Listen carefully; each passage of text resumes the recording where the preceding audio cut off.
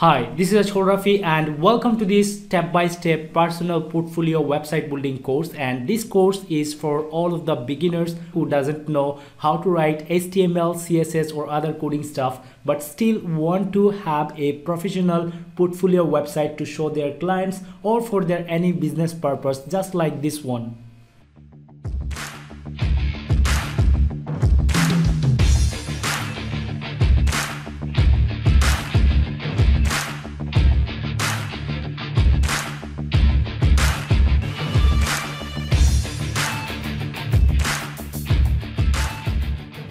We're going to create this website step by step from the scratch, and every single steps is going to be explained in very slow motion so that anyone will be able to follow these steps to create and build our website from the beginning. And then we are going to add a custom domain which is going to be professional, just like this one, as I have used portfolio.com, and all of the details of setting it up from scratch will be explained in the video. So if you're interested to create a portfolio website just like this one, then please enroll in this course, and I hope to see you in the next video. Thank you.